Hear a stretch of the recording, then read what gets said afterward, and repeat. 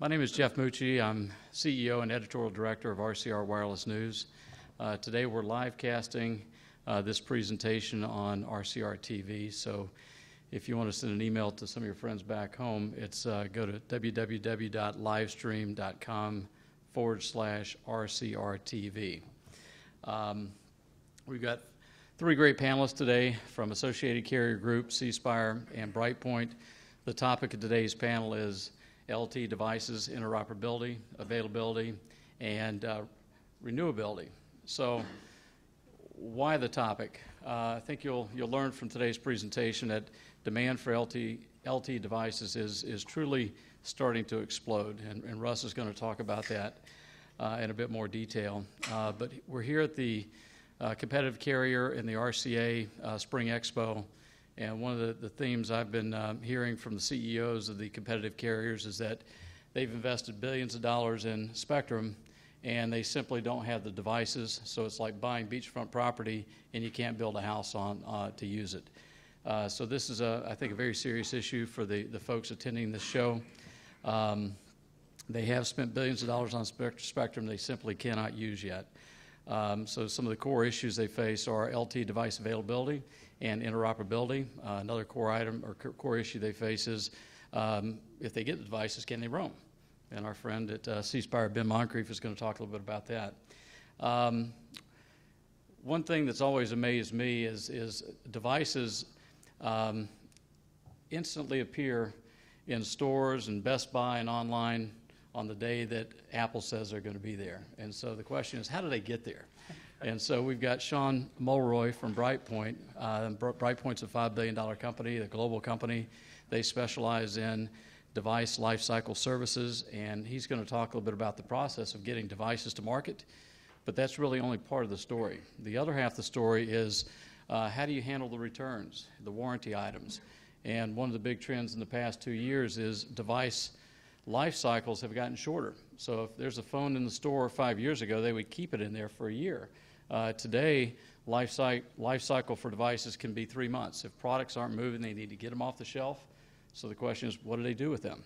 And what's the bottom line impact for carriers that are trying to maintain devices in stores, trying to support their customers with warranty phones and refurbished phones? So we're going to talk about the bottom line impact of life cycle services as it relates to managing devices. One of the things I've found is competitive carriers innovate. They're smaller, they're nimbler, and they work very hard and very involved in the markets they operate. And in order to provide quality service to their customers and maintain and grow their base of customers, they need devices. So today's topic is LTE devices, interoperability, availability, and renewability. Today's panelists include Russ Lipinski, who is Executive Director and Vice President of the Associated Carrier Group. They're the buying consortium for, Russ, how many? 39 carriers. 39 carriers today. So he has the daunting task of working with the carriers to ensure that they have the devices they need to be competitive. Second panelist is Ben Moncrief, who's the Director of Government Affairs for C Spire. He's on the front lines day in and day out trying to compete with the folks they most often compete with, the AT&Ts and Verizons of the world. Finally, we've got Sean Mulroy, who's with BrightPoint. He's responsible for their web content and social media, but has been with the company for 6 years in a number of product development roles. For those of you not familiar with BrightPoint, they are a $5 billion plus company. They're public. They span the globe, and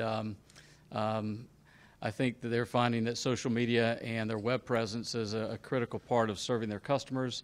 And he's been tasked since the beginning of the year with really helping build a unified global e-commerce platform and trying to figure out social media. So, Sean, thanks for joining us today. The presentation will be available online on the RCR Wireless website. You've got the bios for each of the speakers here. In the back, I'll have their contact information and their emails. So please feel free to reach out to us as required if you have any questions, and we'll be taking questions at the end of the session today. So without any further ado, I'm going to turn it over to Russ.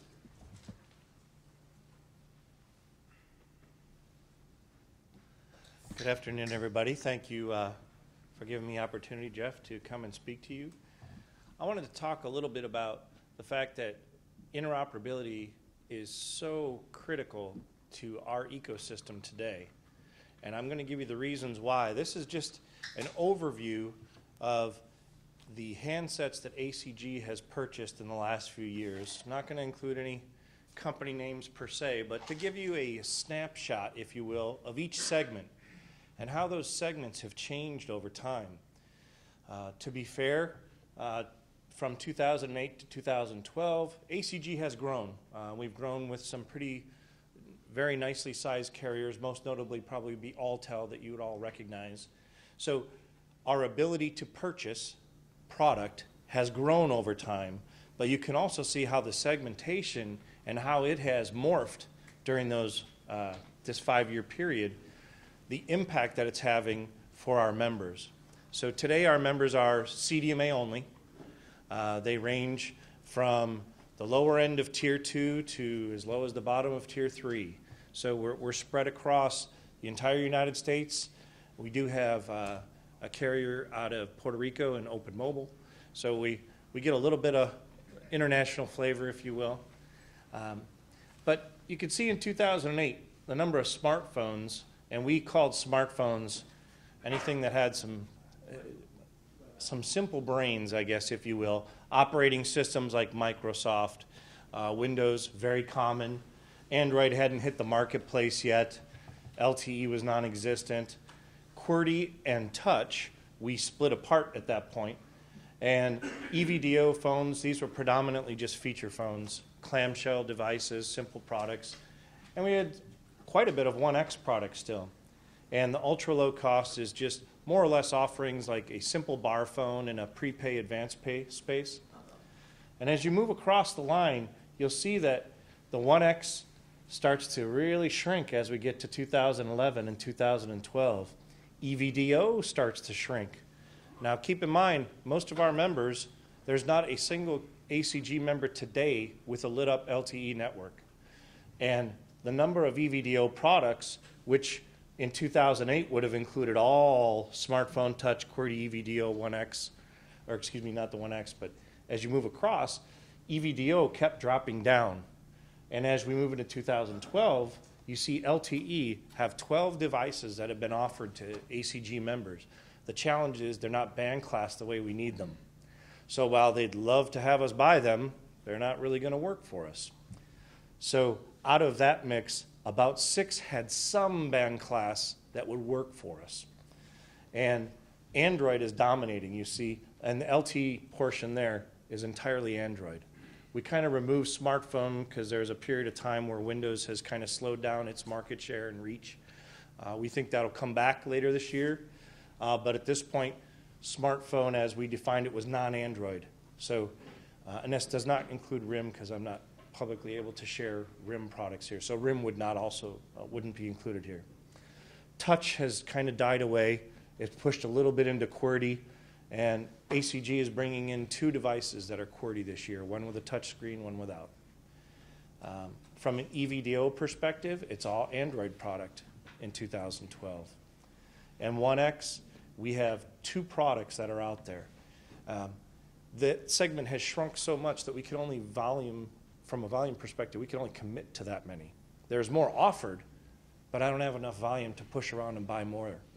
So as you look towards this, I guess what my whole goal is to say LTE is dominating, Android is dominating. Those things aren't new, right? You've known that, you see it in the trade rags, but you won't be able to source other product because OEMs can't sell enough to offer it to folks who aren't doing LTE. So it's kind of my way to share with the members that have LTE plans, some that are working on LTE plans and some that feel that they can maybe be a very slow follower and wait till 2014.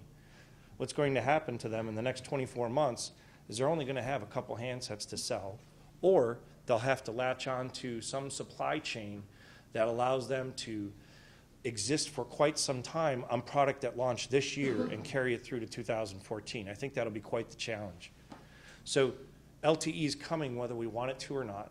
The big guys that dominate our volume, and we can't currently commit to enough on our own to bring in our own devices. It takes roughly around 350,000 total units for a Samsung or a Motorola or LG to say, okay, that's enough volume, we'll make that one. in today's ecosystem for us, in the non-LTE world, it requires a combination of ACG, Metro, US Cellular, and sometimes Cricket, although Cricket buys a little bit differently than we do. It takes 2 out of those 4 to prove in a product.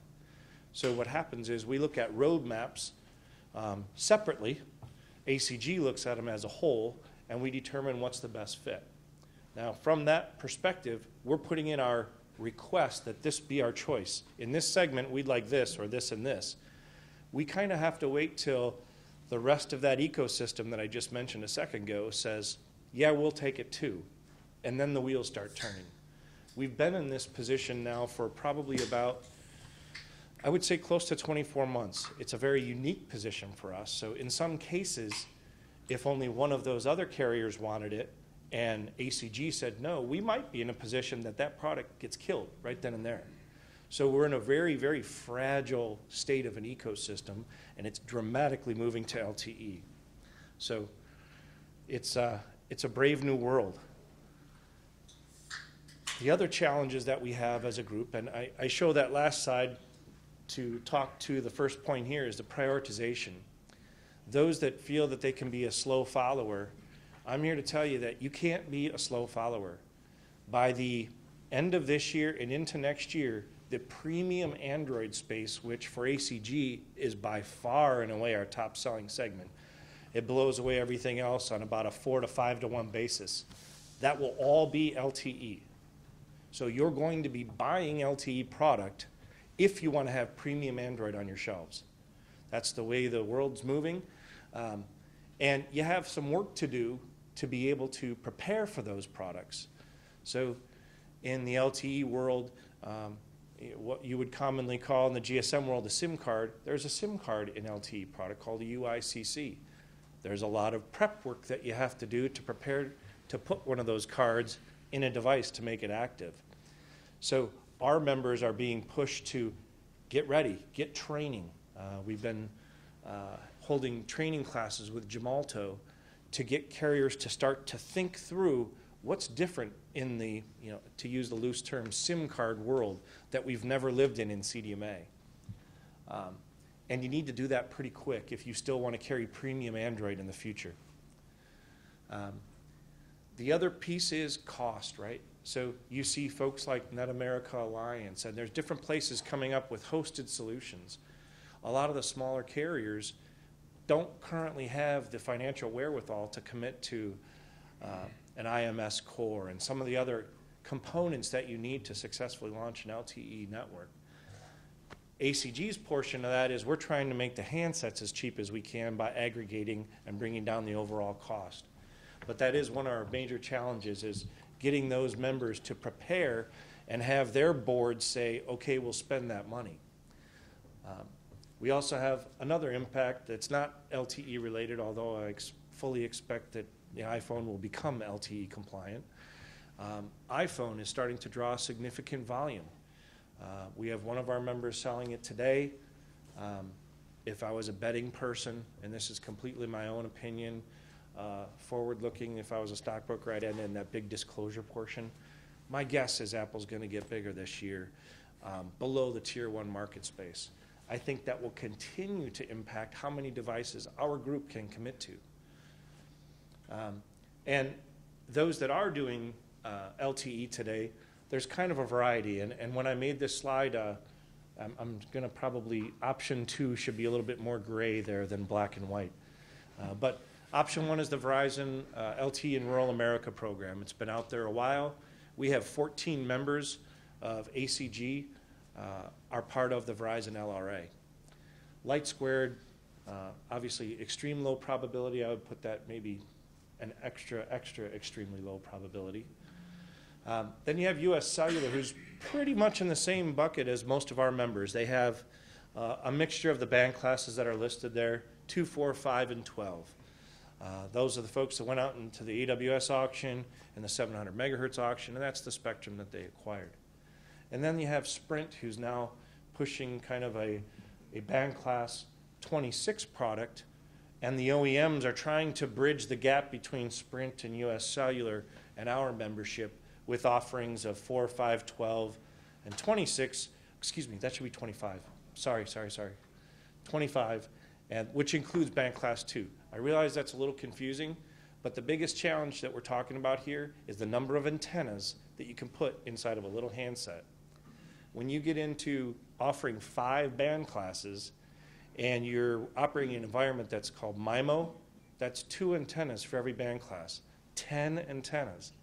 And you try to get them far enough apart so they don't interfere with each other. Anybody in the OEM space will tell you, this is not an easy trick, folks. I'm aware of a couple products that were down the path of option 3 and then adding in band class 25.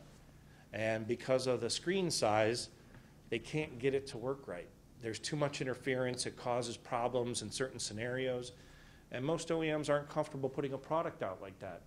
But that's the only way we can buy and cross all of our members and get US Cellular's volume in with ours. So we have to grow the ecosystem. Yeah, go ahead. Just a question. Sure. Do you know if Sprint's going to be utilizing UICC chips on their phones? I kind of heard that they might not be using UICC. You'd probably have to ask Sprint. That is a big component, right? How they choose to do that. There are options that you can embed the UICC into the device, but you start to break apart from what the concept is, right? LTE is more of a GSM concept, and your ability to take your identity on your card and move it from device to device. I think the OEM community really likes that because they sell more devices. I believe in some places it's like 2.3 devices per person, I think in Sweden and places like that. I personally would like to do it. I'd like to carry something different for work and something different on the weekend, not have to carry an email-centric device on the weekend. So how you approach the UICC is a critical component. For those that are traveling down a path where you can take the card in and out, and if you buy a Verizon product today, there's a card that you put in and that activates the device. But they're locked to that device. They haven't gone to the being able to move it between devices, correct? I'm almost certain on that, but I couldn't comment for sure. But the goal is eventually to get there. The challenge is if you embed it, then you can't move that identity from device to device. As well, if you have a removable card, now you have the CDMA portion. What did you do with that? That device still belongs to Bob, and now Bob's card is in a new device, but Bob's still active on this old one. So you start to have potential for fraud, right? So I don't think that I know enough about Sprint's plans there. I'm pretty sure Verizon is planning to go down the path where you're moving your identity from device to device. All right, what's the next one here? The other piece that we're talking about, I mentioned earlier, is the premium Android. Again, by far and away, our biggest 3 products in the last probably 18 months were the Samsung Galaxy i500. We had the Milestone X, and the Milestone X2 is probably on pace to surpass Milestone X. So at the very top of the cost spectrum is what we're selling the most of. We don't sell many of the basic clamshells anymore. What one clamshell will sell for in a year is what one of those devices will do. So it's an order of magnitude of 3 to 4 degrees. So I definitely think people need to go out there and get trained on UICC, whether it's embedded or not. The concept, I think, was eventually going to morph into the everyone will be in the move your card piece.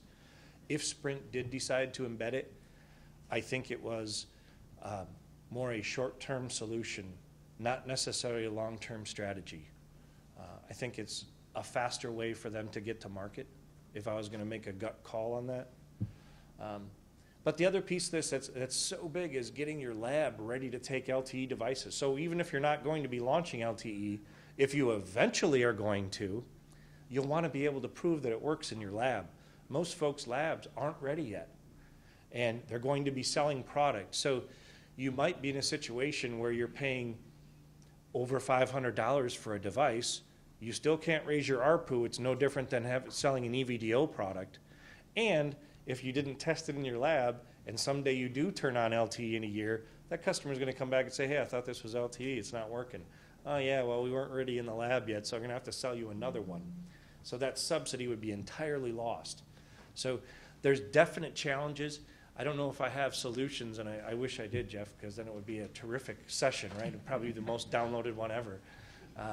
But the timing of this is the piece that I really wanted to get across. End of this year, beginning of next year, LTE will dominate the space. And whether you're ready for it or not, it's going to be a big, big challenge. Get training, get your plans in place, and be ready for LTE.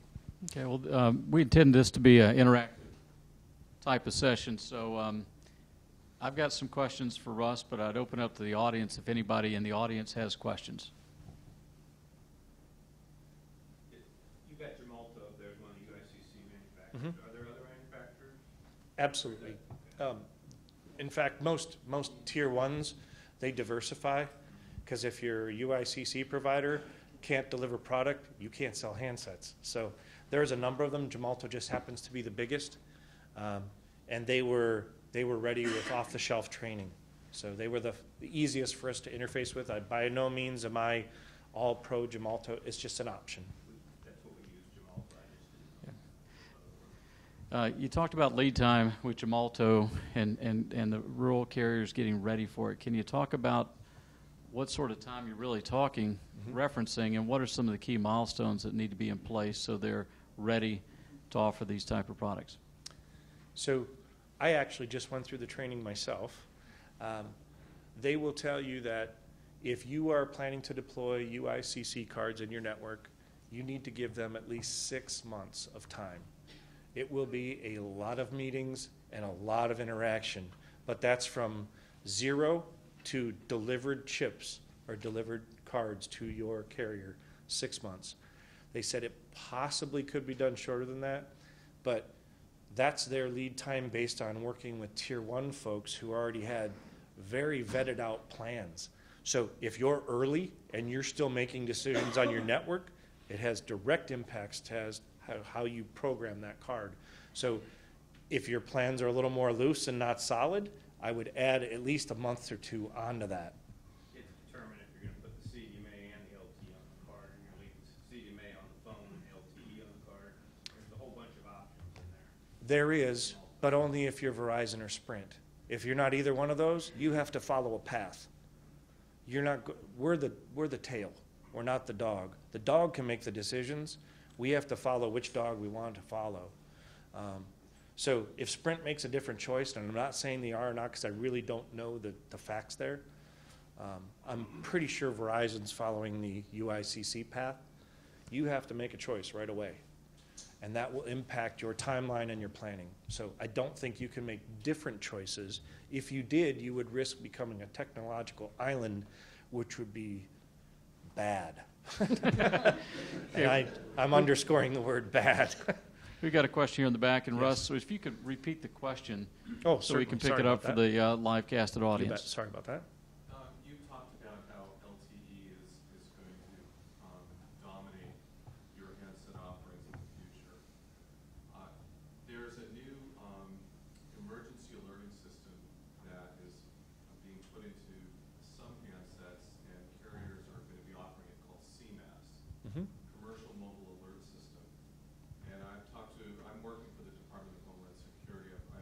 I've talked to a number of small carriers today, and they are planning to implement CMAS. Mm-hmm. Can you provide us with, an overview of whether you know, in terms of the handset population you're projecting, how many of those will be CMAS capable? Certainly. So the question was, how many of our future devices will be CMAS capable, which is the mobile alert system in the case of emergencies. So we have about 30 carriers, give or take, because some of them are vacillating a little, that have chosen to deploy CMAS out of 39. We do have a few that have opted out.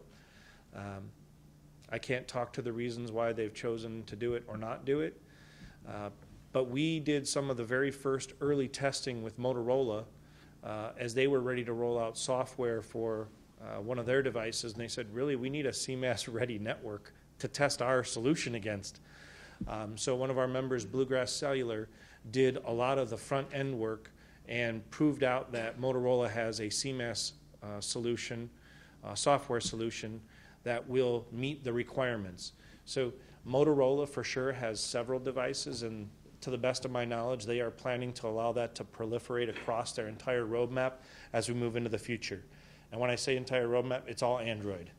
So that's where their solution is. Samsung has, I believe, one device now.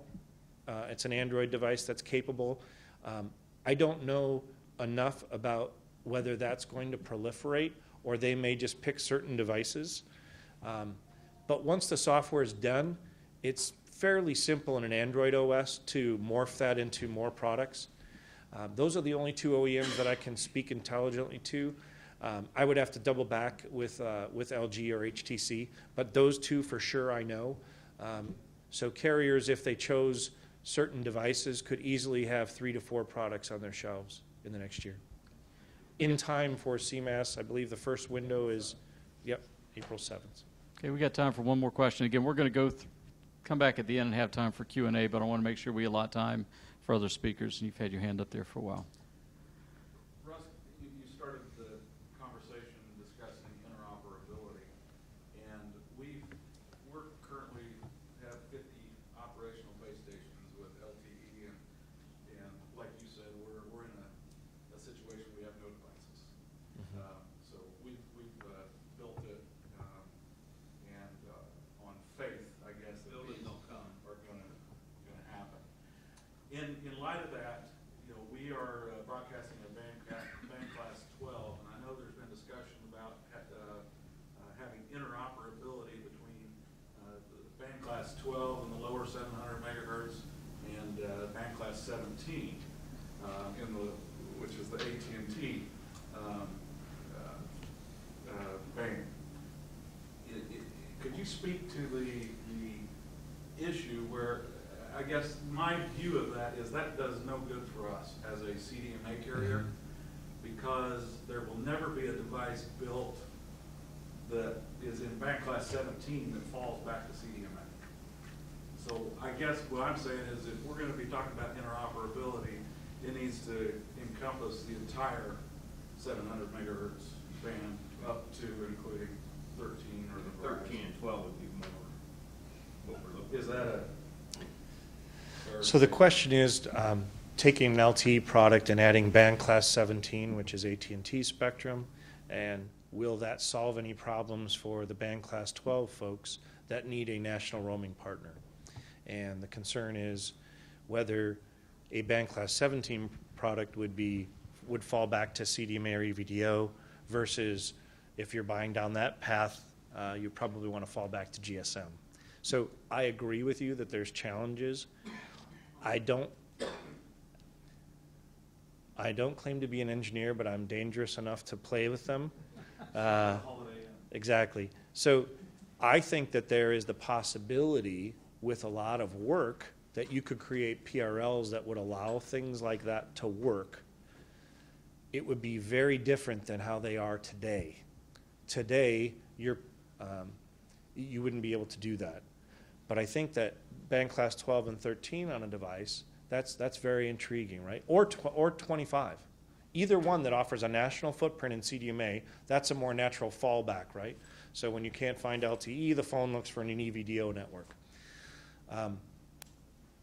The 17 seems a little bit less likely to me, although engineers will tell you, oh, that'd be really simple, but it's simple for LTE only. The fallback is the problem. I think that when you look at the solutions that are being talked about now with 25 and Sprint and possibility of 13 with Verizon, the Verizon one lifts up a little bit because of all their recent purchases of AWS spectrum. I believe I just read an article less than 2 weeks ago that said Verizon publicly said they'll be out of spectrum by the end of 13 in certain markets, and that includes deploying their AWS LTE spectrum. So that means, to me, the way I interpret that as ACG is they're going to have to make AWS in 13. So What's to stop them from adding 12? And then you can vet out some of these smaller areas, which is the concept of the Verizon LRA, right? Build out the smaller areas that I don't have time or inclination to build out and allow me to build a faster, broader footprint. So I think that watching the spectrum purchases and what seems more likely, it's going to be the Sprint or Verizon adding AWS and potentially an extra band class. I don't see 17 being discussed yet with the OEMs. They talk about it in concepts and not in reality, where the other sides have some basis in reality and actual roadmap product. Hope that answers that. Thank you. We're going to have time for questions at the end, so Russ, thank you very much. We'll move on to Ben Moncrief, who's Director of Government Affairs for C Spire, formerly known as Cellular South. When I reference companies that invested heavily in LTE spectrum, I think first to mind comes C Spire. I think you've invested some $190 million in your spectrum, and that was 2 years ago, and really haven't been able to build out a network because 4 years ago to be able to use your network. So I really appreciate you joining us today, and look forward to your presentation. Thanks very much. I want to start by saying it's great to have RCR webcasting this. I think that there has been an enormous transformation in the policy issues in which RCA has been engaged just over the last 2 years, a little bit longer than that. And it's great to see the media attention we're getting and getting this out. And RCR, among others, have been very good at covering the issues that are affecting competitive carriers. And so I'm happy to do this. I have the benefit, Russ lives in the real world. I live in the world as it should be. I'm a policy guy. So I don't have to get into the details of the devices. But what I'm going to talk about today is what Hugh Mina, our CEO and the current chairman of RCA, spoke about last fall, which are the 3 essential items for a competitive wireless ecosystem. Spectrum, but usable spectrum, of course. Devices and roaming agreements that allow competitive carriers' customers to have the access to data and voice coverage that they expect no matter where they travel, and there is a compatible network. I'm going to focus on the spectrum issue because that has, as this last question pointed out, and has a significant impact on the availability of LTE deployments going forward.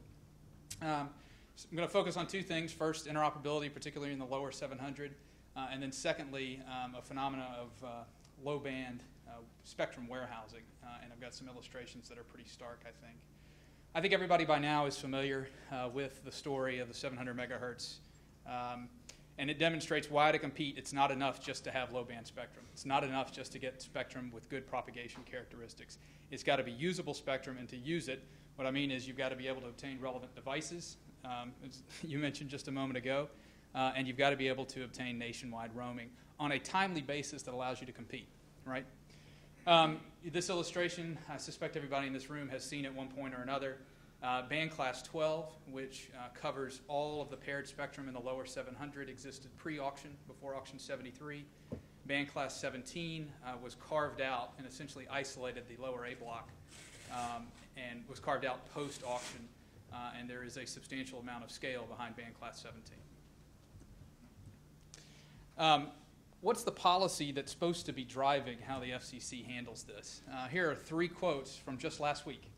We at C Spire, we were very pleased the FCC followed through on its promise to move forward with an NPRM or a rulemaking on the lower 700 megahertz interoperability question. Here's some of the things they had to say.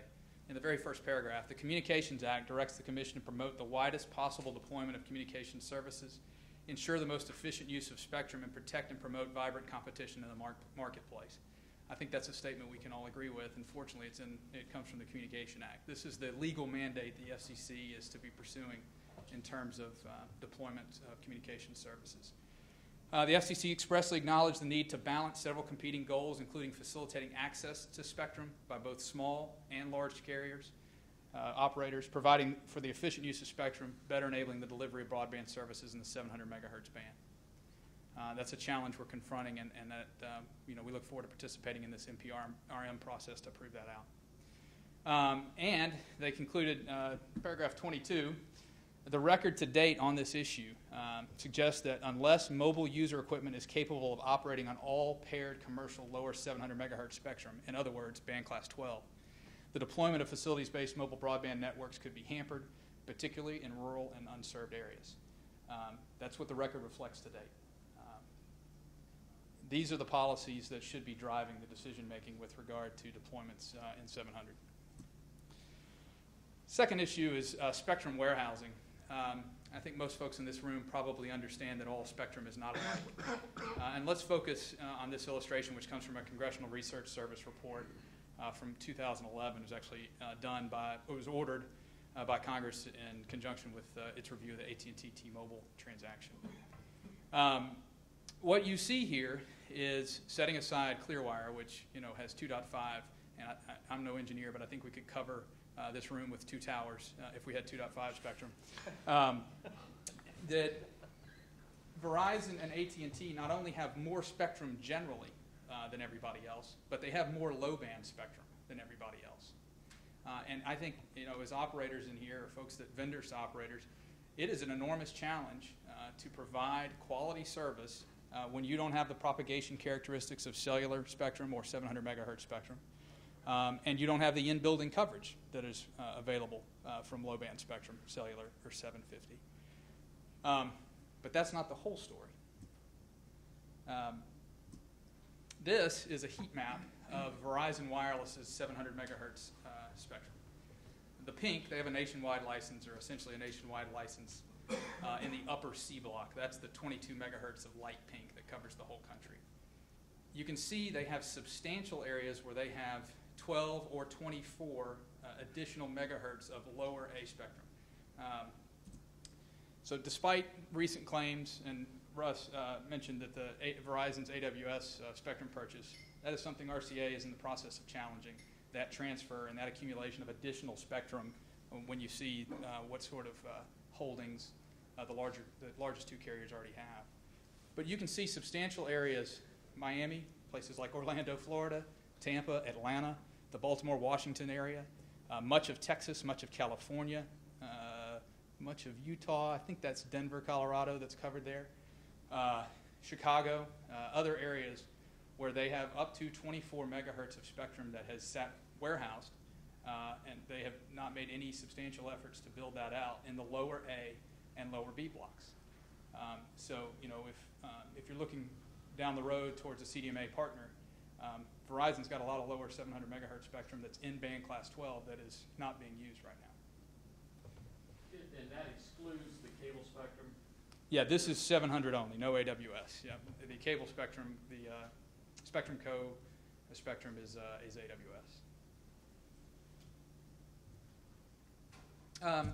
Here's just a few points I want to hit that sort of form the basis of our policy advocacy, and I think to a large extent have motivated what RCA has done in this space in trying to shape what should be going on with regard to the impact of competitive policy on spectrum availability.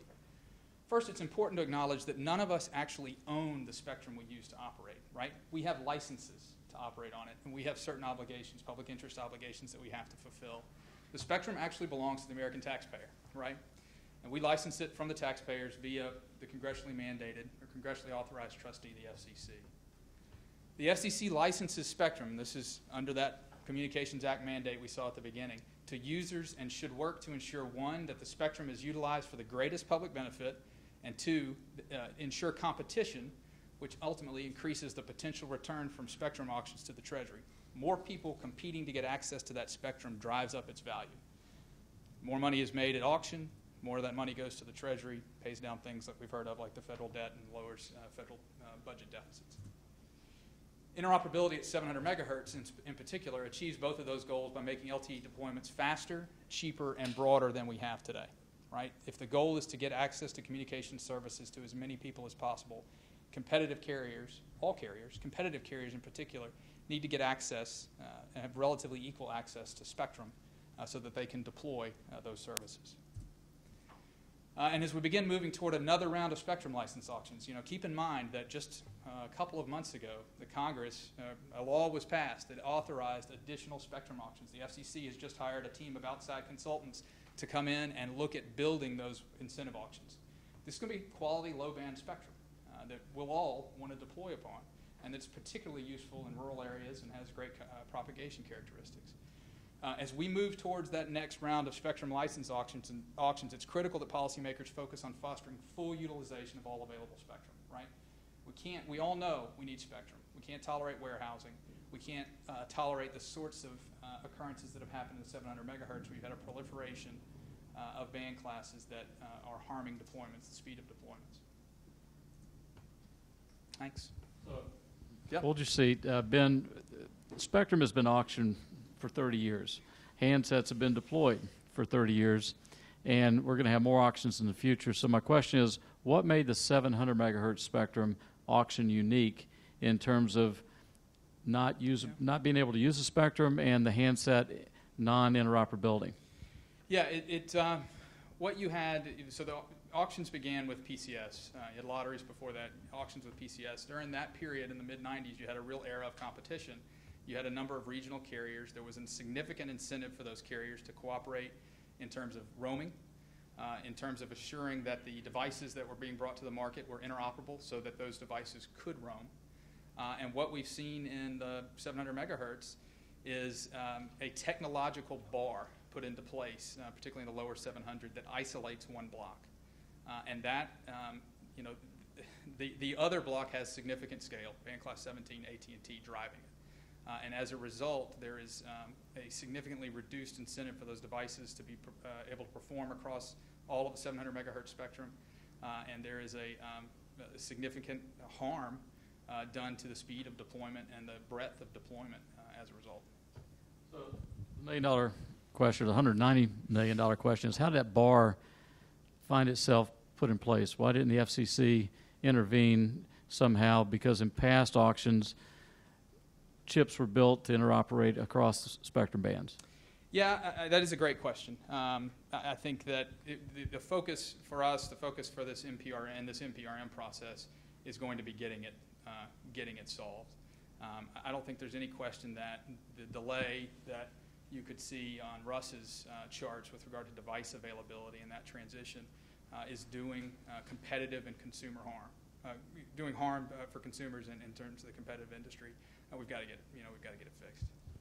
So I was in Jackson over the holidays, Jackson, Mississippi, where your headquarters is, and I visited all the stores, Verizon, AT&T, and your stores.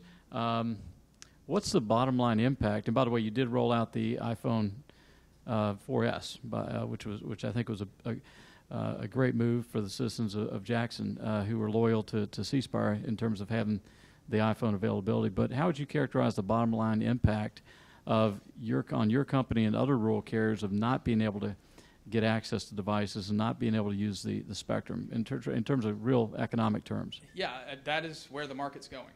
You have to be able to stay competitive. We compete in a market directly with AT&T and Verizon. But historically, AT&T, we've gone head-to-head. And as they move to the next G, as they advertise it, we have got to be able to provide our customers with that same level of service. Otherwise, you're going up against a Corvette with a Nova. No offense to the Nova, but you've got to be able to offer them competing services and devices. Okay, and so the iPhone 4Ss that you made available at Christmas, will they work on your LTE network in the future? The iPhone 4S is a 3G device, so it does not have LTE. It does not have LTE built in it. Okay. Well, let's open up for questions. Any questions for Ben? You're making the argument strictly on the lower A, B, and C block being interoperable or compatible. I would argue that it needs to be the entire band, because and this is, I guess, what I was trying to get across maybe with Russ, was that even if you do get A, B, and C in the lower, you're still not going to get a handset that falls back to CDMA because of the person or the company that has the volume to drive the handsets. Yeah. That you're not going to see them building a handset that is band class 17 or 12 or make a brand new one up that encompasses all of them that falls back to CDMA. So that's, I guess my argument would be, that's fine and dandy to make that lower stuff work together, but from a CDMA carrier's perspective, it needs to encompass the entire 700 megahertz. Yeah, And I think from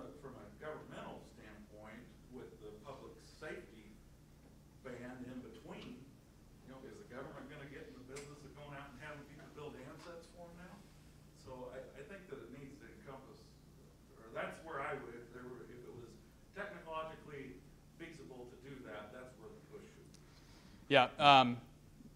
In terms of the at-bat we have, the MPRM is focused on the lower 700 megahertz. I think C Spire is on the record, as is RCA, supporting that very position, that ultimately the best thing, the best public policy outcome is to have less band classes in 700, to have interoperability across each auctioned band of spectrum. So, I don't disagree with that at all. This is the opportunity we have. There is a substantial record, engineering record specific to the lower 700 megahertz spectrum, and you have to take advantage of those opportunities when they present themselves. Any other questions, please? From Sprint's perspective, do you know what they're going to do when they go to their IDEN frequencies for LTE? Are they going to create another band class for that, or has already got a band class assigned to that? I don't know. I'd have to defer to Russ on that, but I don't know. Because that's their progression is that G block, and then they're going to go to that 800 once they clear all the IDEN thumbs off. And I was just trying to figure out, trying to keep in step with them, how we're going to do that. But I don't know that there's a band class associated with that frequency. I agree with you. I don't know that there is a band class defined for it yet. They are trying to define the clerical error that I had in there. Band class 26 is not necessarily defined. Yeah. They definitely have a specific interest to create that. Band class 25 is defined, which includes the G block and PCS. I think it's possible. I don't sit in the 3GPP2 meetings, but it's possible that 26 could include that. I don't know if anyone knows that for sure, but they're defining band class 26, so they're definitely trying to add something. I'm not exactly sure of the full details of what the 26. 25 hasn't been defined, and now 25 has been and defined. they're working on 26. Correct. Any other questions for Ben? Ben, thanks for joining us. Thank you. Okay. So next up, we have Sean Mulroy, who is with BrightPoint. And for those of you who don't know BrightPoint, public company, $5 billion, more or less. Huge company dealing in logistics. And I think from my point of view, with the life cycles of devices getting shorter, with the cost of subsidies of these new phones increasing, and these are fairly complex machines that need a lot of support.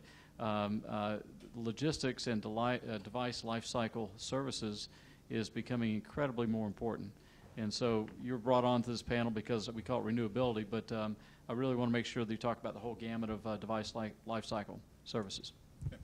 Thanks, Jeff, and thank you for having me here, and thanks for everybody attending. As Jeff said, I want to talk a little bit more on the reverse side of how you extract some savings, extract costs from your supply chain as you're looking to move customers into LTE.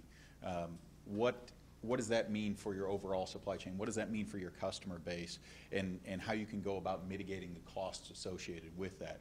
So I want to talk about just a little bit on device recovery, the overview of the process, at least the way we see it and the way we operate it, how that recovery can offset some real or imagined spectrum constraints that may exist for different carriers, and then how that recovery can offset the cost of acquisition. As Russ mentioned, these devices that you're moving into are extremely high cost. What can recovery services do to mitigate that cost at a top line level? This lovely chart that I didn't put together just kind of talks about the process that you can go about in terms of how to visualize a recovery service layout. So you can do returns from individuals. You can look at a return by mail, or you can bulk ship returns, and those can be customized based upon how your customers want to interact with you.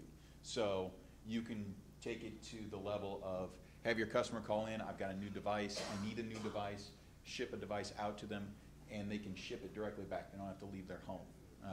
You can have bulk devices packaged at a retail level or at a single store level. All of those can come in and go through a triage program, so they don't just disappear into the ether. We are seeing billions of devices shipped globally every year. They're going someplace, and it's not new people. So people are replacing their devices. What do you do with those devices on the back end? Instead of just going into a landfill somewhere, let's look to recover the value of those. So they come into a triage program. That program is going to determine how usable those devices are. I'm bored. I don't want this device. I've had it for a year. I've had it for 15 months. I want something new. And I'm guilty of that, by the way. I always want the newest thing. So what are you going to do with it? Ship it back. It's perfectly fine. I haven't dunked it in a glass of water. It hasn't been, had the screen cracked or anything along those lines. It needs some minor surgery to make it reusable. One of the key components here, though, that I want to call out is content clearing. Anytime you're looking at a reverse procedure for devices, as we move into smart devices, whether it be iOS, whether it be Android, Windows, anything along those lines, the volume of personal information that these devices can now carry is vital to keep in mind. Clearing that content is key. The last thing you want to do is run a device through a recovery process, redeploy it, and have somebody looking at somebody else's contact list. Devices are now carrying your wallet around. You need to protect all of that information. So content clearing is key to that front-end process. So every device that goes through any recovery process that you want to put in place needs to make sure that it's fully sanitized. Devices then can be repaired, can be refurbished, whether it's plastics, whether it's LCDs, replacement batteries, anything along those lines, and then customized. Whether you're bringing and redeploying devices on your own network, or if it's a pool of devices that comes in and is essentially re-engineered to work on your network, repurposed from somebody else's semi-compatible network, that work can be done at an outsourced partner in conjunction with manufacturers to ensure compliance with all those manufacturer standards, and then they can be redistributed. Again, whether it's on your network or whether you are simply recovering devices that you're done with. I don't need this 5-year-old Motorola Razr. I don't want anything to do with it. But there's still some value to be recovered from it, looking through a global redistribution process. Because those devices can be repurposed globally, there is inherent value that can be pulled out of those. And whether that, again, is back directly to the consumer, to a retail level, or through bulk distribution. Finally, there's value in the actual materials that those devices were made from. Those can be recycled. It's a green world that we're living in now. That's key to your message that you want to present to your customers. There's inherent value in saying you are a green company and showing that you're a green company. There's value in the materials, so you can look at recycling programs to recover value from the precious metals in the device.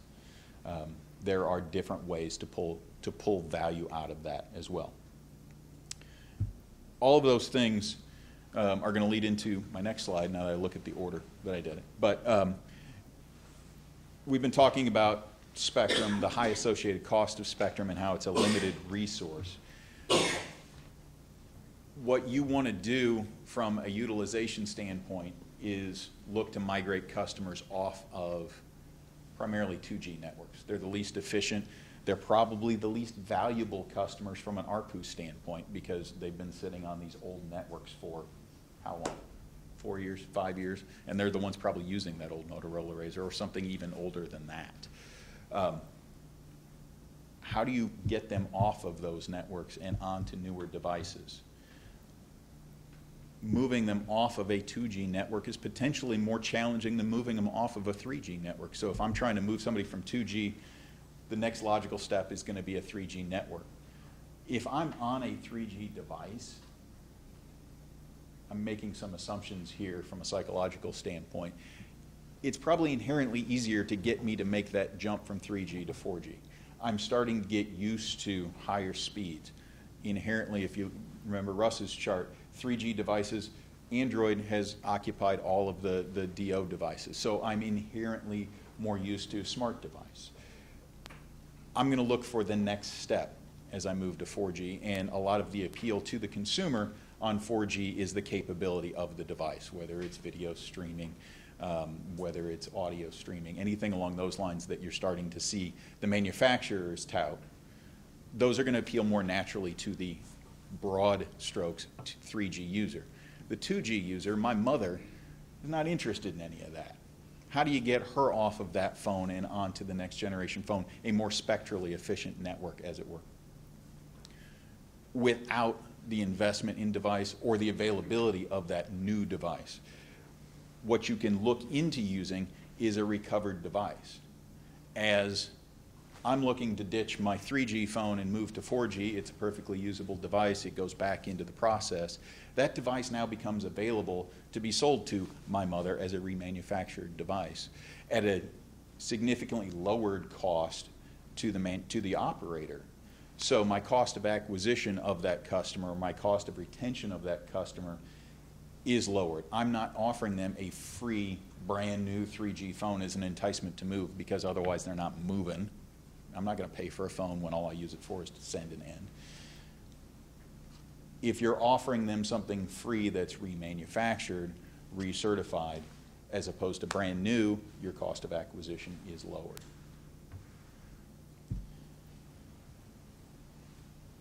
And that just leads in here. So again, you've got a lower ARPU customer. You want to move them off that 2G network so you can reuse some of that spectrum. You want to on a more spectrally efficient network, but they're not paying you a whole lot of money. So how do you make those numbers work with what you're going to offer them from a handset standpoint? As I said, free device. You're going to have to give them something to get them to make that move. How do you lower the cost of what it is you're giving them? Offering them the remanufactured new device, the higher tier device that Russ mentioned that most of the manufacturers are moving towards in the next generations, offering them those devices, the perceived or real high value devices in a refurbished state, is one option that can be examined. And with those devices in the 350 plus price point, you look at the remanufactured ones, you can do that at a fraction of the cost. So when you top line it, these legacy customers that you're getting lower dollars on a monthly or annual basis, that you have to invest more dollars in to move them to a new network, you can lower the cost of that device that you're offering to them.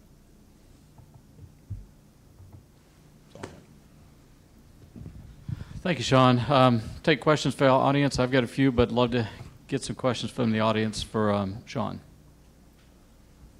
Okay. I understand the issue of trying to move people from 2G to 3G, and a lot of that is about the user experience that a 2G user is comfortable with. It's what they know, it's what they like.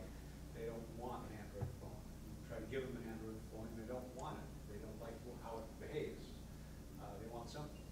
So how do you make that transition? But if you're repurposing say a 3G Android phone to give to a customer who's a 2G user, how do you get them to do that when they just don't want a smart charger?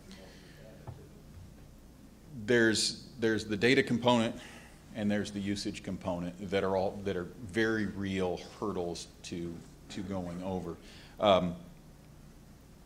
The user experience side of things, I wish I had a good answer for you. There are 3G non-smartphones out there that are options. It really gets down to how you want to position in that it's a possible solution to the data question as well. If the base is going to be addressed as we are going to still have this segment, however large that may be, of non-smartphone users. Based upon the way the trends are going, at least from the crystal ball I'm looking in, the devices aren't going to be, that slice of the pie is going to shrink continually because the devices simply won't be available. As much as you want to offer remanufactured devices, that will continue to shrink because the new devices going into that pipeline that are coming back into the cycle are going to continue to shrink. So how to offer that solution? Short term, it's looking into non-smartphone DO or HSPA or whichever 3G network you have deployed, looking into those devices that offer a similar user experience. Longer term, it's going to be a customer education project at the operator level. That the potential with Android and customized skins possibly exists in working with the manufacturer and probably another partner, because of the focus that you're probably not going to get from the manufacturer on that, in building a custom interface to sit on top of Android.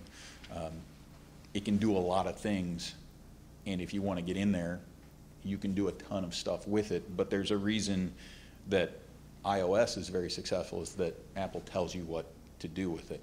There are probably ways to make Android behave in such a way that I don't want my phone to do all this stuff. Well, power it on. It doesn't. It really does, but what I see looks reasonably simple to a user that doesn't want all of the extra stuff. I must say that Windows Mobile 7 seems to be quite a bit simpler.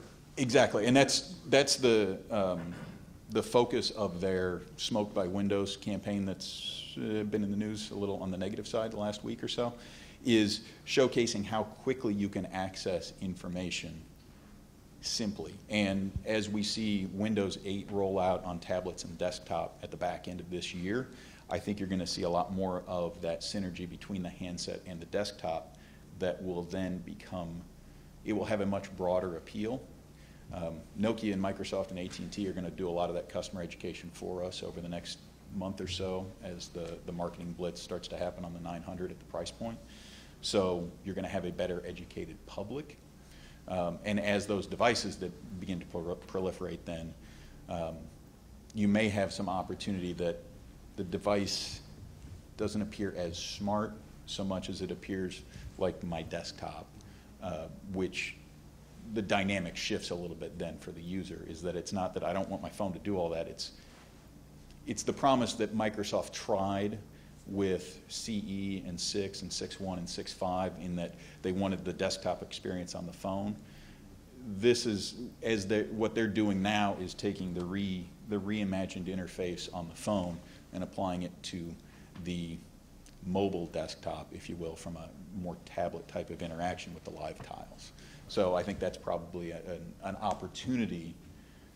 The mass of devices isn't out there yet, but I think we're going to see that on the back half of this year as well. So are you basically saying that the phone with the big buttons that Grandma wants is going to cease to exist? I mean, is that what you're saying? I mean, I understand. I guess what I'm saying, or my thoughts are, is that the person that still has that phone, they're not really taxing your 1X data network, because chances are they're not going to a WAP browser on a handset. So, true. So I guess what I'm saying, it looks to me like what you're saying is with our recycled phones, it's a potential gateway to start migrating some potential customers over to a data type device. But are you actually saying that you think that just a straight old 1X big button phone is going to cease to exist? Russell. Well, Because I thought it was going to kind of segment. well, it is going to segment, and as Only the segment shrinks, though, you can supply fewer and fewer choices.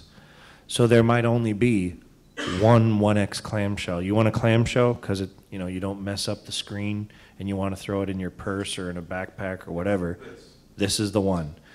And as that segment shrinks further, I think what you're going to see is a push away from Tier 1 OEMs, and you're going to start to see the Pacific Rim ODMs move in, and you're not going to recognize, per se, the name on the phone anymore.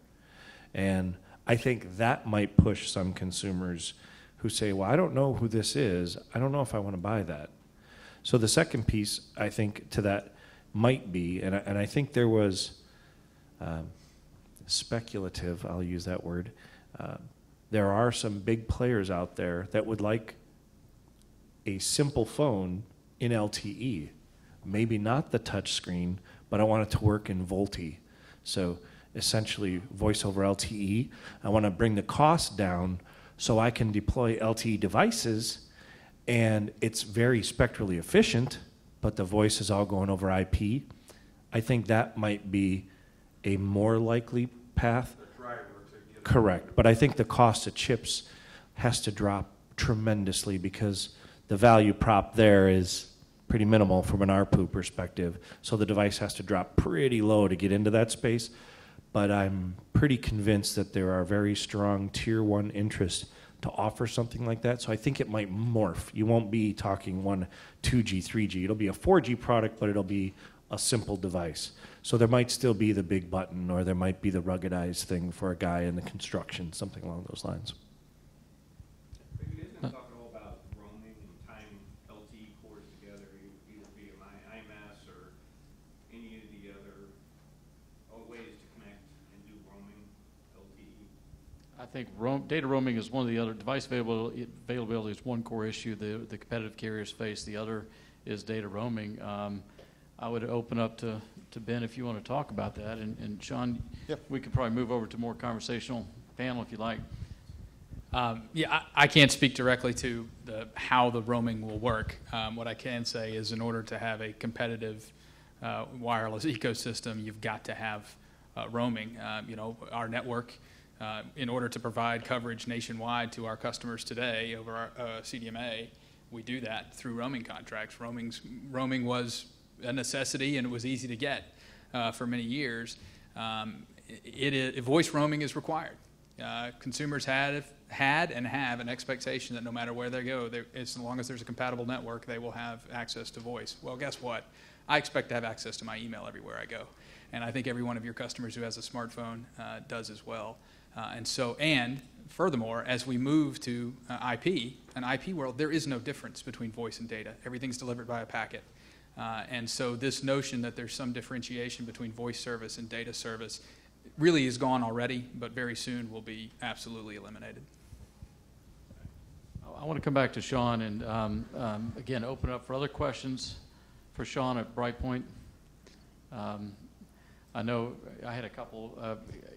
Again, I go back to my Jackson analogy over Christmas and mystery shopping all the stores and go into the C Spire store and they've got the 4S phone and everyone's trained on how it works. So it goes back to getting ready. How does that happen? How do logistics companies like BrightPoint, BrightStar, PCS Wireless, and others, what role do you play in helping the retail stores and the carriers launch new products? Because I think most consumers just think it happens, and there's a lot of work that goes into it. And now with the testing that Russ talked about and the SIM card introduction, there's even more behind the scene works to make sure that when you launch a new product, everyone's trained, it all works. You've got reverse logistics in place. Mm-hmm. Talk a little bit about how that magically happens. Well, it is magic, and that's what we like to say. We're at Disney. It's all magic. There are a number of different components to that, Jeff, that you mentioned. There's the retail component.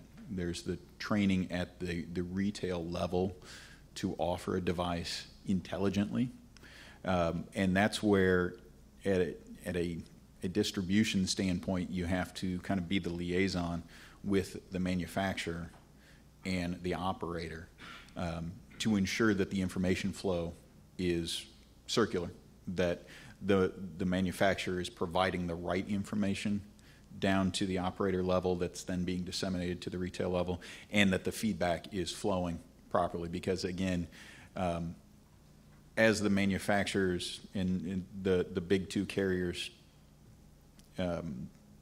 monopolize a lot of their resources, being able to provide assistance in that area becomes key. Having that added value of being able to go into the stores and conduct the training yourselves, where the OEM's like, we don't have the resources to manage in that area. The other component of that is on the network engineering side, and that's where I think you're starting to see more and more in the distribution arm, these value-added engineering services, so that when you have an LTE device that's LRA compatible, LG builds one, let's say. Verizon says we don't want exclusivity on it. That's not the same as LG saying, I'm going to make a generic version of that. So what can the value-added engineering services bring to the table there to work with the operator to handle the acceptance and the testing of the devices, essentially being an arm of their labs, and how that value then applies to the manufacturer, so that the 350,000, 500,000 unit commitment that a manufacturer requires lowers, because you're outsourcing the engineering arm. And so the manufacturer then only has to worry about software, let's say, and the hardware, the physical engineering of the device begins to be outsourced and managed by somebody else. Russ, this question is for you in terms of ACG and its members. How many phones are purchased every year? And what I'm trying to get to is, fundamentally, as you look to migrate clients from one phone to another phone, and you're trying to migrate people from 2G to 3G or 4G or LTE, what kind of economic value are we talking about here? So let's start with how many phones are purchased every year by the competitive carriers? So I can only speak for my group, which is a subset of RCA members. We have 39 carriers, and right now we represent a little over 4 million subscribers. And about half of those subscribers per year need a new phone or want a new phone. Out of that, there is a slightly lower number that actual ACG kind of massages that volume to get what we possibly can. And then the other portion is actually going back to what Sean talked about. There's a lot of advance pay or prepay carriers that are looking to really be highly cost effective in the way that they acquire a customer, and they're doing a lot of refurbished product. Currently, that doesn't go through ACG. We've been, our focus remains on bringing in top tier manufacturing product at the lowest price at the best timing. So we've really been focused on the front side, where the refurbished is kind of the, I guess, the secondary market. Not to say that we wouldn't do that in the future, but at this point, there's that portion or segment of the volume that goes elsewhere. This past year at Mobile World Congress, I went to a panel that had Sprint and a reverse logistics company, and we tried to get our arms around the real economic impact of these phones coming back into the centers. And the guy at Sprint said, we have millions of phones that we have to replace for whatever reason, warranty, refurbished, whatever. And when you start looking at $500 subsidy, you're looking at hundreds of millions of dollars a year, and this is just for one carrier. And so the reverse logistics of being able to reclaim economic value in the phones, refurbish them quickly, repackage them so they look new, and get them back into your customers' hands. I mean, you're talking, again, hundreds of millions, if not billions of dollars a year. So I want to try to break that down. And Ben, if you have any idea from your standpoint what % of your phones come back, and it comes back to cost acquisition. What does it cost for you to acquire a customer? What's the break even on that? And when do you really start making money on customers? And what role can reverse logistics and refurbished products play in your profitability? Yeah, what I can say is that's very device specific. And consumers are smart. They want devices that they can rely upon. They don't want to be bringing it back to the store for us to take care of. And so I think our overall goal is to be able to have a device lineup that our customers, A, want, B, don't have to bring back, and C, want to hang on to for a while. And that, for us is the number one overall goal. I can't speak that much to refurbishment. We've brought some of that in-house for those very reasons, because it is such a cost-intensive scenario, and we want to reduce those costs and try to recapture as much of that value as possible. But from my perspective, the number one focus is making sure we provide high-quality devices, have access to those devices, and then can turn around and sell them to our customers. So when you look at, you launch a phone, let's take the 4S phone, 1 year from now, LTE is going to be available, and you're going to try to attract people to that new phone. So you've got some of your VIP customers who are on a contract. You've subsidized that old phone, and now you want to migrate them to your new network. What are the economics of that transaction? As far as I know, we're the only consumer retail industry in the world that sells our products to customers for less than we buy them, and whose wholesale costs are greater than our, or less than our, greater than our retail costs, retail prices. Our wholesale prices are less than, greater than our retail prices. So I don't know. You explain to me how that works economically, and I'll tell you how it figured out. obviously, like I said, we want folks to get in a device they like, and so that they'll stay in it and that it's reliable.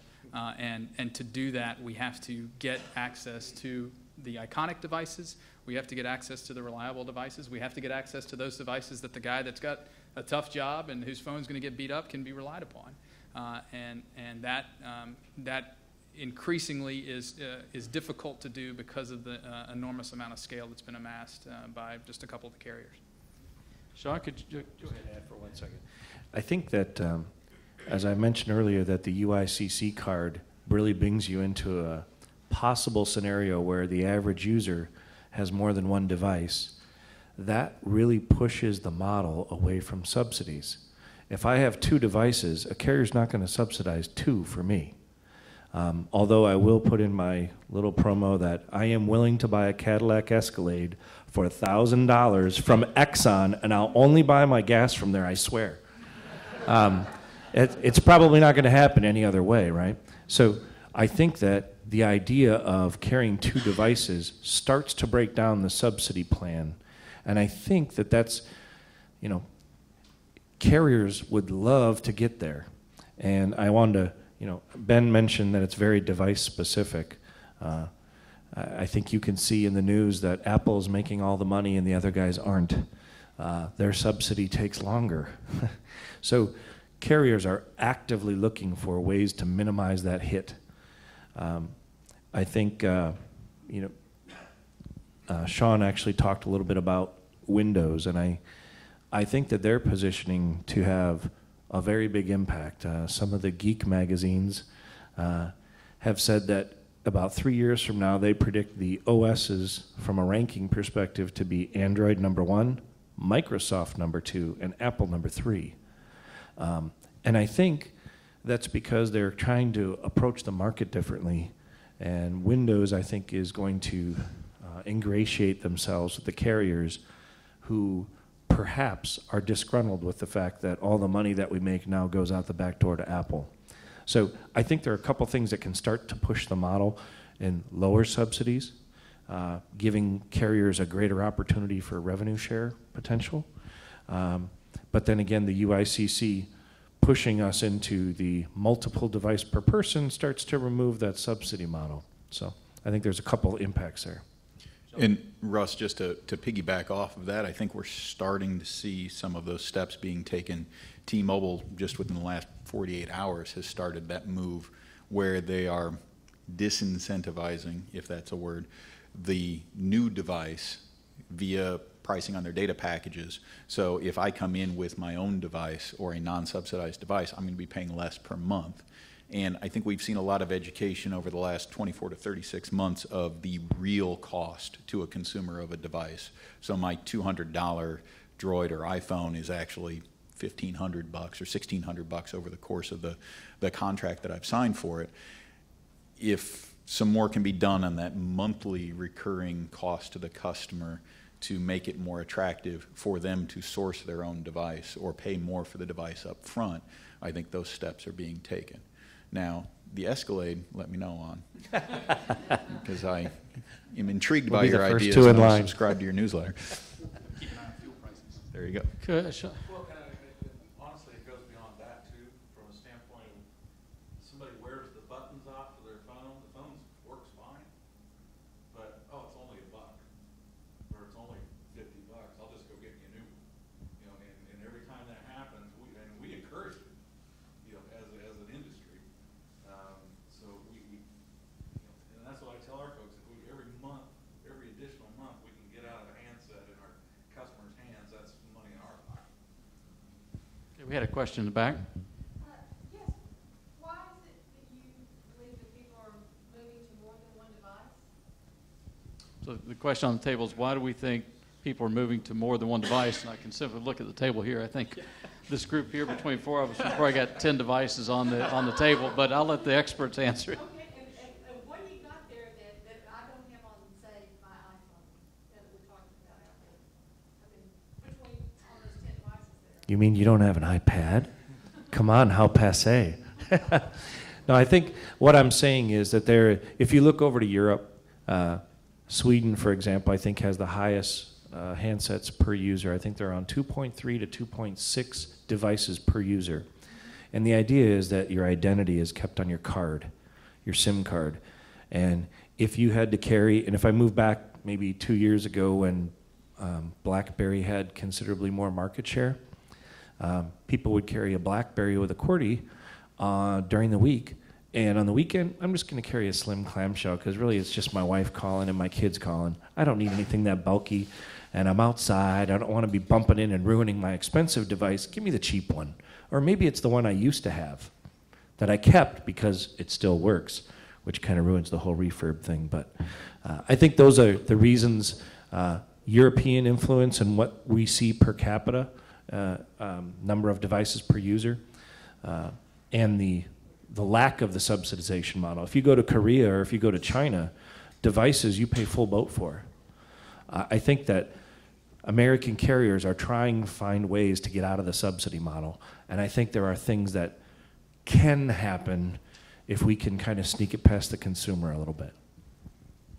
Yeah, we're in the wireless service business. I think our ideal, the way we view the world is the customer ought to go get whatever wireless device they want, put it on the network that provides them the best quality of service wherever they work, play, whatever, and access whatever content they would like. I think why people have multiple devices, I'm just guessing, but I'm sure Pew or somebody's done a study of this, but it's about the content, right? I do a lot of social media. I view a lot of video content on my devices. I'd rather do that on a slightly larger screen. I think people are moving that way. I have Wi-Fi at my house, all kinds of great things you can do with Wi-Fi and gizmos and connect them in your home. So I think you're going to see, there was a study recently, I think at the end of last year, that the wireless penetration rate in the U.S. is now finally greater than the population. And so I think you're going to increasingly see particularly content-driven motivation to carry multiple devices. Sean? Yeah, yes, I agree. I think the other thing that may be a sign of this is that we're starting to see rumored deployments of data packages that support more than one device. So if I'm walking around with my iPad, I can share that data plan with my device. I don't have to subscribe to multiple lines. And that's the carrier recognizing that people want to do that and trying to make it as easy as possible for them to do so. I think one thing, we got a lot of questions here in about 5 or 6 minutes, but I think one thing that's important for the carriers in the room is the SIM card is going to allow you to control your brand with the customer experience. You're going to be able to ship those phones embedded with more branding opportunities, more service opportunities. So I'd encourage you guys to get to know G&D and Gemalto and some of the other guys, some of the reverse logistics folks who can help ship product that is branded. Right now, pick up this phone, it's my iPhone, nowhere on here does it say AT&T.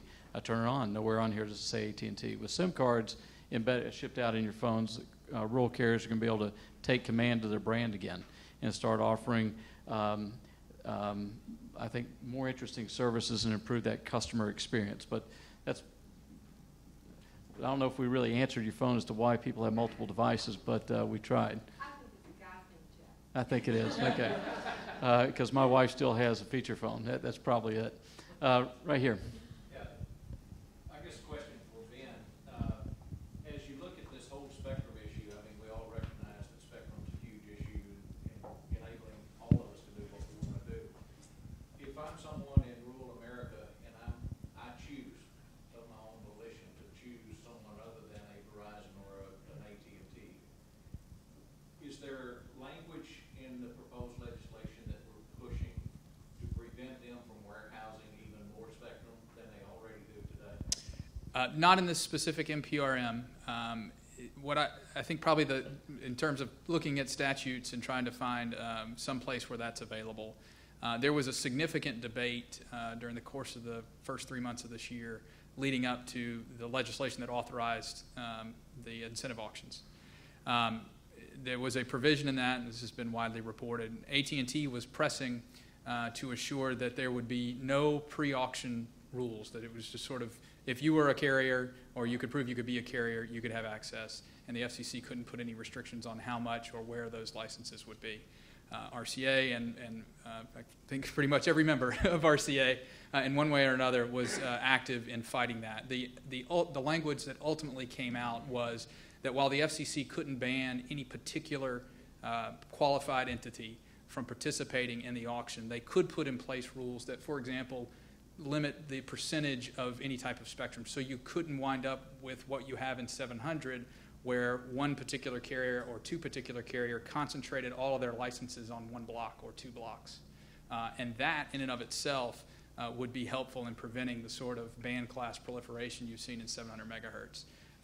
So that's what we've got. The FCC has retained its historic authority to shape the auction rules, and I think as a result of what we've been doing on 700 megahertz, all of us, at least the policymakers know what happened, and I think they have the power to solve it in the upcoming auctions. Thank you. I mean, if there's anything positive that came out of AT&T's band class 17 movement, was it put a big red flag on the problem and really illustrated it. But how do you see them fixing that particular problem with the 700 band? Are they going to, force manufacturers to manufacture the band class 12 as the solution, or are they going to say to AT&T, I'm sorry, there's no band class 17? Yeah. What I can tell you is what the NPRM says, and what it says is, from the FCC, we would encourage the parties, the lower 7 megahertz licensees, to get together and solve this problem. But if they don't, and if they don't soon, I think if you read particularly Commissioner Clyburn's comments when the NPRM released, actually you've had 2 or more years to solve this problem. So if you don't solve it real soon, then the FCC will consider such things as eliminating, sunsetting band class 17. And that in and of itself, because the scale would then move to band class 12, would sort of as a market force require OEMs to begin, and chipset manufacturers to begin focusing on band class 12. Questions? Yeah, I work for a manufacturer, and one of the challenges with LTE, as you know, is the band classes as well. And what role would you say the chipsets play in that? Because, as you know, there's new chipsets coming out that allow multi-band support. So I just wanted feedback on how you think that will impact LTE rollouts. The RF support challenge, I think, is not near as great as the challenge as the antennas. So while the chipset will support the RF banding, the number of antennas, the demand for MIMO in Android product, just the band classes alone is, with a 5-banded product, that's 10 antennas, regardless of Wi-Fi, regardless of Bluetooth. Now you're going to add NFC in. It's just one giant antenna in your hand. It becomes very challenging to put that many things that close together and say, it'll work fine. So I think what's going to have to happen is either a super genius is going to have to come along with ways to have roll-off filters that work perfectly, and either that or the other choice is devices get bigger, right? You can go to a 5-inch device, and that's way easier to do than a 3.5-inch device. Tablets, that's nirvana. You can spread them out all over the place. So some of the challenges change as you move down the size scale. So the question is, how usable is the device?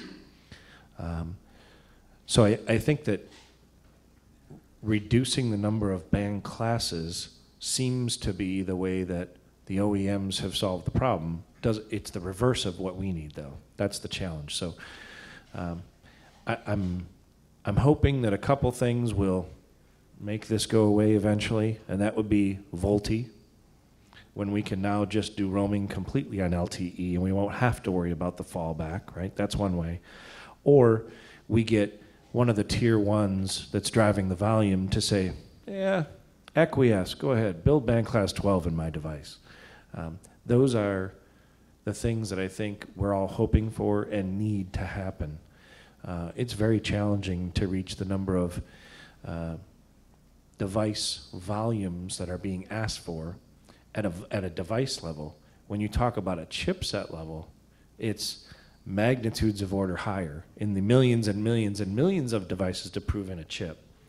So I think the chipset roadmap's getting better. The challenge now will be the antennas. Questions? Over here. It seems to me that dongles are much easier to manufacture in a specific band. Is there any chance in the future that someone will make a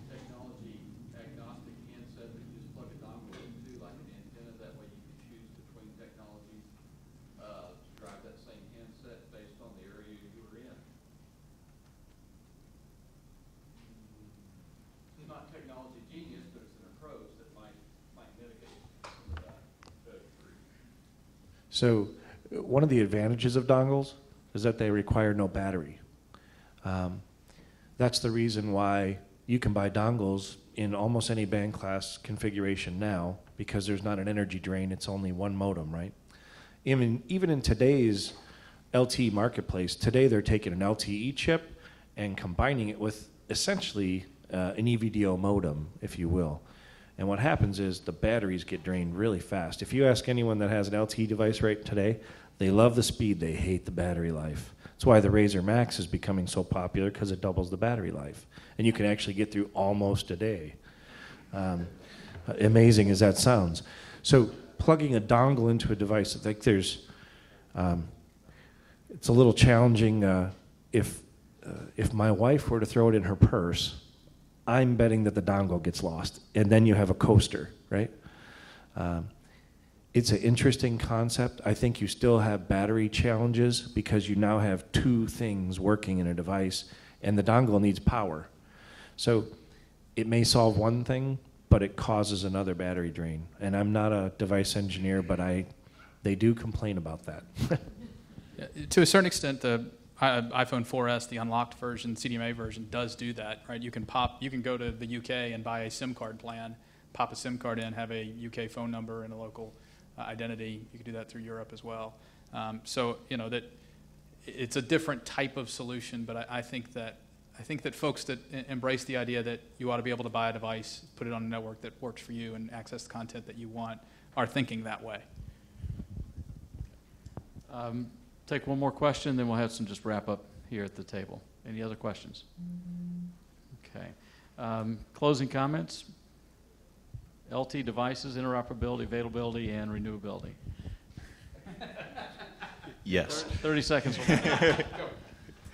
I think what we talked about here today is just sort of outlining the challenges that we all are aware of to one degree or another, and showing how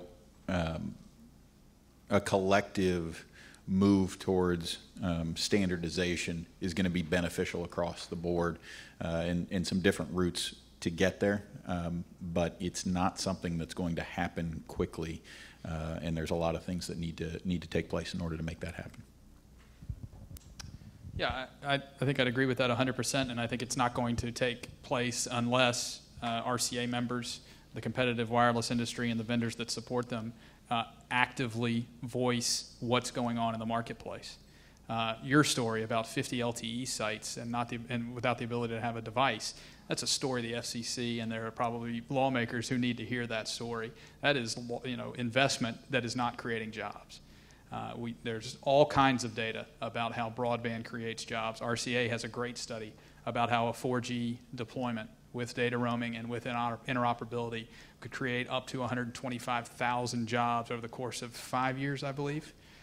This is significant real impact, and we represent C Spire. Many of you represent companies that are doing this in places that have significantly high joblessness, right? Or that people in rural areas who have an opportunity to engage in e-commerce or otherwise access, the global commercial market via broadband, particularly via the broadband that's available at 4G LTE over a wireless network with a very efficient cost structure in terms of getting that technology out there. We can have a significant impact on that, but unless we're educating policymakers about what's going on and how that's being harmful to a significant area of the country, they're not going to know it. And so I think it's very important that we learn this stuff and we get engaged in articulating it to policymakers. I'll say that I think there's only three things that make these issues go away. Number one is volume, which we are definitely, ACG is going to be working to gain in scale. I think it's encouraging to see the number of carriers that have joined RCA, once called the Rural Cellular Association, but not so rural now with T-Mobile and Sprint and US Cellular and Cricket. That's encouraging. That means we're all starting to push for the same things. So that's volume. Number two is legislation.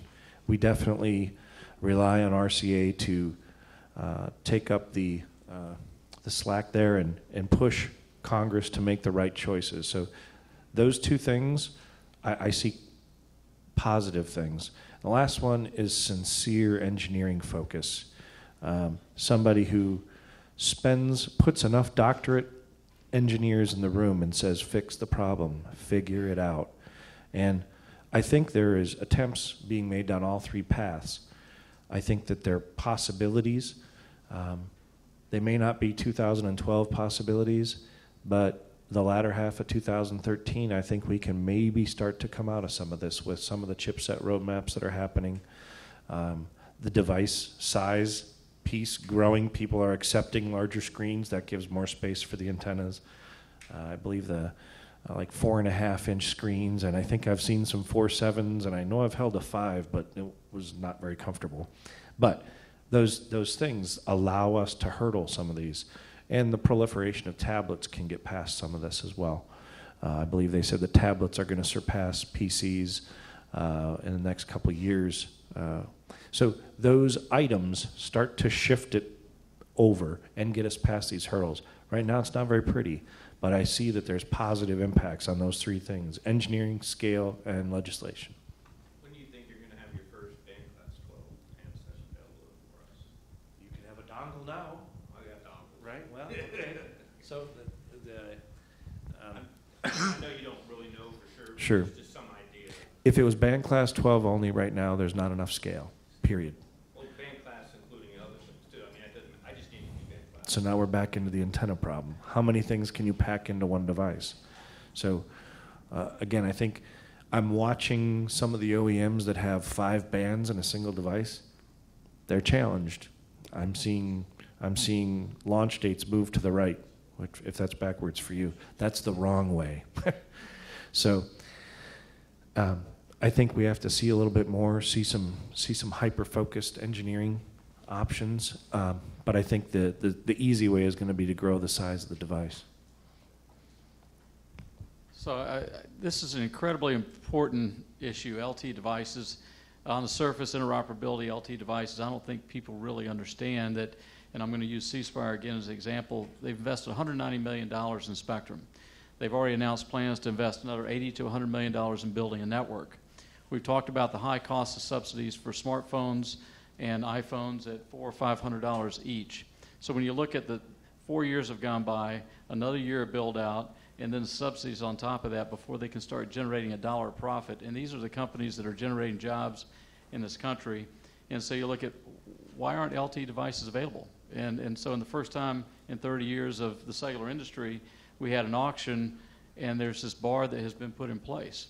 And so, you know, personally, I've competed against the Bell companies for over 15 years running CLEX and DLEX, and so, you know, I've invested hundreds of millions of dollars in these networks to find that there's always a lot of, and maybe anti-competitive is not the right word, but bars that get put in place that make it very difficult to do business. And so I really appreciate everyone joining us today for this panel. And you've got the phone numbers and email addresses of the panelists. Mine's up there as well. If you have questions or stories to share about the difficulties that you guys have in deploying your services and servicing your customers, please let us know. But I want to thank everyone. Please give the group here a round of applause.